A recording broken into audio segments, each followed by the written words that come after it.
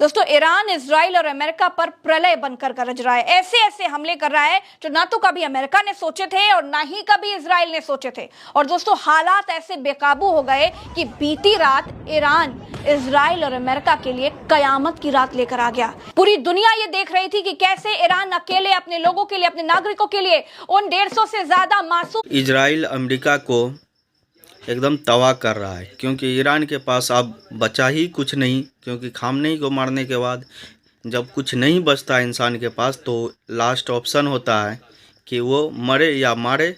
तो चलिए सुनते हैं न्यूज़ प्रज्ञा मिश्रा के साथ। चैनल को लाइक और सब्सक्राइब जरूर करें। बच्चों की मौत का बदला लेने के लिए, अपने सुप्रीम लीडर की मौत का बदला लेने के लिए ईरान अकेले पूरी दुनिया से कैसे डट कर लड़ रहा है और कैसे सामना कर रहा है। दोस्तों, और एक और बात बता दें, ईरान ऐसे ऐसे हमला कर रहा है, ऐसे ऐसे आक्रमण कर रहा है कि इजराइल, अमेरिका और उसके तमाम जो दोस्त खाड़ी देश हैं जिन्होंने ईरान का खिलाफत कर दी, वो लोग सब पगला गए हैं। हुआ ये कि कुवैत में, आपको मैं खबर ही दिखा देती हूँ। आप पहले बीबीसी की खबर देखिए जिसमें लिखा है कि US jet shot down over Kuwait in apparent friendly fire incident, official says. इसके बाद रोटर्स की खबर है, क्योंकि हम आपको एक खबर बता करके नहीं छोड़ देंगे, आपको तमाम अलग अलग वेबसाइट्स की खबर सुनाएंगे कि हो क्या रहा है, कैसे पगला गए हैं ये लोग। देखिए, Iran conflict widens to Lebanon, Kuwait mistakenly downs US jets. यानी कुवैत ने गलती से यूएस के जेट्स गिरा दिए हैं, और ऐसे वैसे जेट्स नहीं गिराए हैं, F-15 मार गिराए हैं। और इस बात की पुष्टि भी कर दी है दोस्तों, मिनिस्ट्री ऑफ कतर ने इस बात की पुष्टि भी कर दी है, जिसमें ये साफ कह दिया है कि हमने गलती से यूएस के F-15 गिरा दिए हैं। और यूएस ने भी ये बात बताई है कि गलती से हुआ। लेकिन आप सोचिए कि ईरान के हमलों ने ऐसा अंधा कर दिया इन लोगों को कि पागलपन में एक दूसरे पर ही हमला करे दे रहे हैं। खैर छोड़िए, ये तो एक खबर मैंने आपको बताई, लेकिन आप एक और बात सुनिए कि ईरान ने सबसे बड़ा हमला कर दिया है। ईरान ने अमेरिका को एक तरीके से अंधा कर दिया है। जानते हैं कैसे? दरअसल हुआ ये कि कतर में एक जगह है अल उबैद। कतर के अल उबैद में एक अमेरिका का बहुत ही लार्जेस्ट, बहुत ही मशहूर और बहुत ही एडवांस्ड एक डिफेंस रडार लगा हुआ था, जिसके थ्रू वो मिडिल ईस्ट की अमेरिका को तमाम जानकारियां देता था। आप ये समझ सकते हैं कि अमेरिका का एक वो बहुत मजबूत स्तंभ था, अमेरिका की आंख था, जो तमाम मिसाइल्स की ट्रैकिंग और ड्रोन्स की ट्रैकिंग और बॉम्ब्स की ट्रैकिंग किया करता था, और मैप जैसे डेटा तक तैयार करके अमेरिका को देता था। तो वो रडार सिस्टम, वो डिफेंस रडार सिस्टम ईरान ने ध्वस्त कर दिया है। ईरान ने उसको पूरी तरीके से निस्तनाबूद कर दिया है। तो कतर के अल उबैद में जो अमेरिका का डिफेंस रडार था, जो अमेरिका की आंख थी, जिसके थ्रू वो पूरे मिडिल ईस्ट पर नजर रखता था, ईरान ने उसको भी निस्तनाबूद कर दिया है। 5000 किलोमीटर की रेंज का था, $1 बिलियन से ज्यादा का उसकी कीमत थी। आप सोचिए कि क्या क्या कर रहा है ईरान, किस तरीके से बदले ले रहा है ईरान। मैं आपको पूरी खबर तक समेत बता रही हूं। आप देखिए, ये तो साफ हो गया है कि मिडिल ईस्ट से यूएस की पकड़ अब कमजोर हो जाएगी, क्योंकि ये इनका लार्जेस्ट और सबसे एडवांस्ड डिफेंस रडार था। आप इस खबर को देखिए, इसमें साफ लिखा है कि Iran claims destruction of AN/AFPS-132 radar in Qatar used for US missile warning. यानी जो यूएस मिसाइल वार्निंग्स के लिए इनका AN/AFPS 132 रडार डिफेंस सिस्टम था, उसको ध्वस्त कर दिया है, बर्बाद कर दिया। ग्लोबल टाइम की खबर पे भी नजर डाल लेते हैं, उसमें बिल्कुल लेटेस्ट न्यूज में एकदम साफ लिखा हुआ है, Iran Islamic Revolutionary Guards Corps यानी IRGC said it destroyed a US missile defence radar in the United Arab Emirates and struck a US naval vessel in the Indian Ocean, state affiliated Tasnim news agency फला फला। इस tweet को देखिए, इसमें इन्होंने साफ लिखा है, this is the largest American radar in the gulf for early warning with a range of 5000 kilometre and this price is $1 billion and $100 million. It was monitoring the entire Middle East and it is bombed, यानी खत्म कर दिया गया है। तो एक तरीके से ये आंख था अमेरिका की, तो आंख तो फोड़ दी है पूरी तरीके से ईरान ने अमेरिका की। और आपको बताएं कि इस खबर की पुष्टि के लिए हमने ग्रोक से भी पूछ लिया।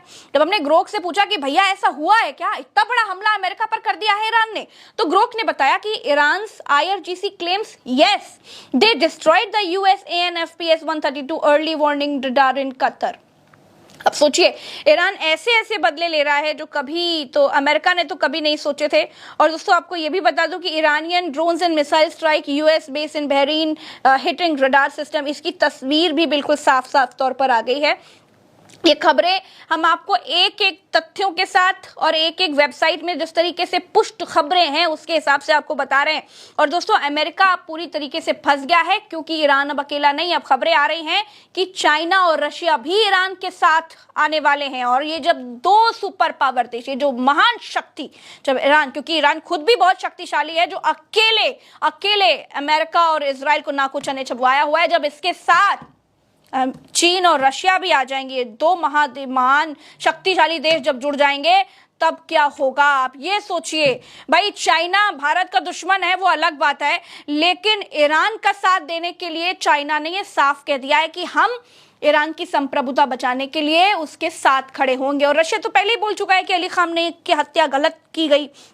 और दोस्तों मैं आपको बता दूं कि अब अमेरिका की हालत खराब हो गई है। अमेरिका ने तो सोचा ही नहीं था कि ईरान ऐसे बदले लेगा। और अब अमेरिका ने एडवाइजरी जारी कर दी है कि जो उनके अपने अमेरिकन लोग जो तमाम खाड़ी देशों में घूमने के लिए, काम के लिए किसी वजह से गए हुए हैं, वो वापस आ जाए। तो किन देशों के लिए एडवाइस जारी हुई है, सीरियस सेफ्टी रिस्क किन किन देशों में है ईरान से अमेरिका के लोगों को, वो भी मैं आपको बताती चलूं। Bahrain, Egypt, Iran, Iraq, Israel, the West Bank and Gaza, Jordan, Kuwait, Lebanon, Oman, Qatar, Saudi Arabia, Syria, United Arab Emirates, Yemen.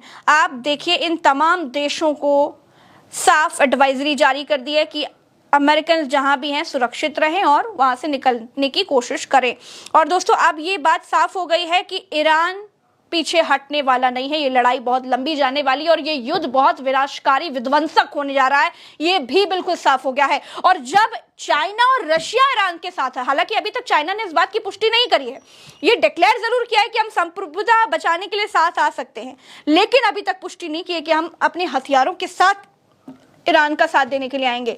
लेकिन दोस्तों आप ये सोच कर देखिए कि अगर ये दोनों देश साथ आ गए ईरान के, तो क्या क्या हो जाएगा। ये जो पूरा युद्ध है इसके मायने ही बदल जाएंगे, इसके परिणाम बहुत चौंकाने वाले होंगे। उधर से एक खबर ये भी आ रही है कि किम जोंग उन वो भी ईरान का साथ देने के लिए आगे आ सकते हैं।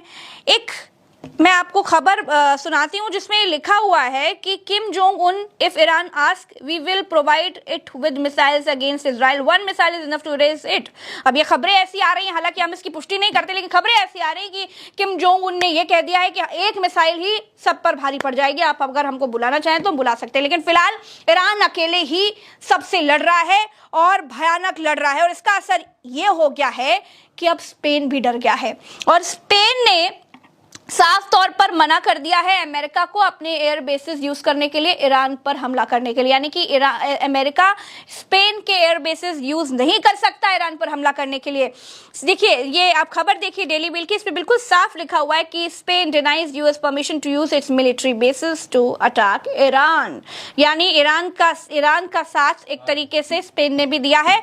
और जो लोग भी इनका साथ दे रहे हैं, यानी इजराइल और अमेरिका का, उनके क्या हाल है वो आप इसको खास तौर पर देख सकते हैं कि बिल्कुल निस्तराबूत कर दिया है अमेरिका के डिफेंस रडार को, और साथ ही साथ उन तमाम लोगों को डराया हुआ है। सब घबराए हुए हैं ईरान के इस हमले से, इस जवाबी कार्रवाई से, कि अब न जाने क्या होने वाला है। तो दोस्तों एक बात तो बिल्कुल साफ हो गई है कि ये लड़ाई अभी इतनी आसानी से रुकने वाली नहीं है।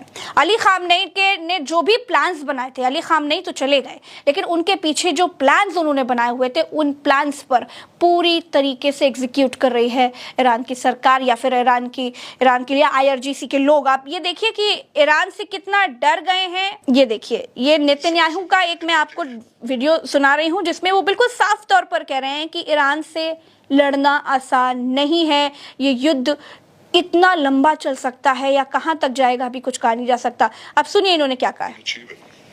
I said it could be quick and decisive. It may take some time, but it's not going to take years. It's not an endless war. In fact, it's an effort right now to achieve the peace that we all yearn and pray for. And I think together we'll achieve it. हाँ जी, तो ये बिल्कुल Netanyahu बिल्कुल साफ कह रहे हैं कि उम्मीद से लंबा चल सकता है। उन्होंने कहा हम नहीं कहेंगे बहुत सालों तक चलेगा, लेकिन उम्मीद से लंबा चल सकता है। तो उम्मीद तो नेतन्याहू को या फिर ट्रंप को बिल्कुल नहीं थी कि ईरान ऐसी जवाबी कार्रवाई करेगा कि बिल्कुल प्रलय बनकर खड़ा हो जाएगा और बिल्कुल कयामत की रात लाकर खड़ा कर देगा। दोस्तों, मैं आपको एक एक खबर बताती जा रही हूँ, एक एक डेवलपमेंट बताती जा रही हूँ कि आखिर हो क्या रहा है। हमारे साथ फिलहाल इतना ही, लेकिन तमाम खबरों के लिए प्रज्ञा के पन्ना को सब्सक्राइब करिएगा, वीडियो को शेयर करिएगा, अपनी राय कमेंट में बताइएगा और मैं तमाम डेवलपमेंट्स के साथ फिर मिलूंगी आपसे। नमस्कार।